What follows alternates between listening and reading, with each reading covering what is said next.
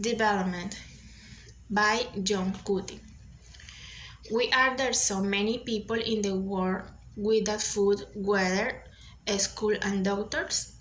For people living in the right country, talking about development usually means feeling sorry for poor people in poor country, or feeling happy about poor star or politicians who say they have done something to help them.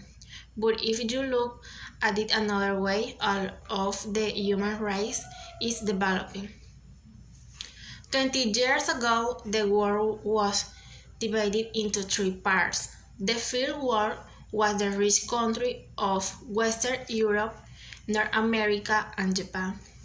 The Soviet Union and countries closely connected with it made another different world, and then there was the third world. Countries which had to choose which side they were on.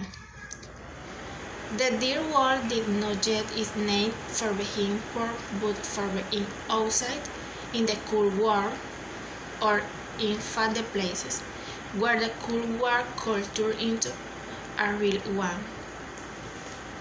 Then the second war disappeared. This meant that poor countries were only left with one choice if they wanted to rate richer. Doing business with everyone else on the planet. Many of Popper's countries got professional help to do this from the International Monetary Fund, the World Bank, and another organization.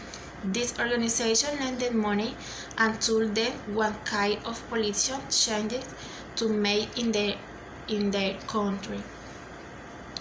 During the same period, the economics of the rich country have been changing. A lot of industries have closed down or been moved abroad.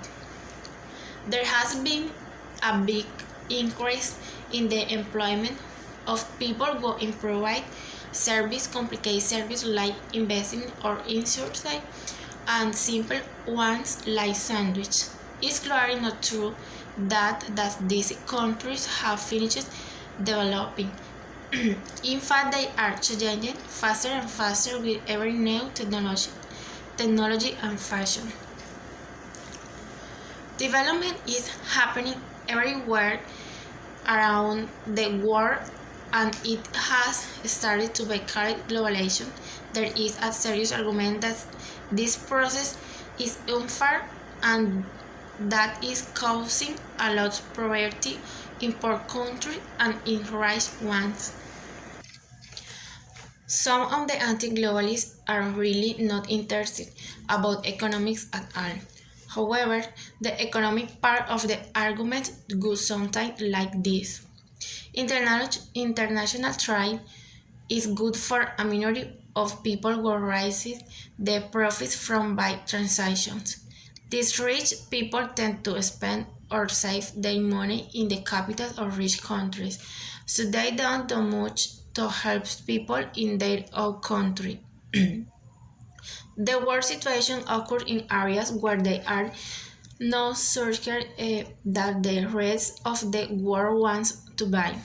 International trade can't help these countries at all. The world was end up going to the richest organization in the rich country, the bank and the big companies that are involved in international trade.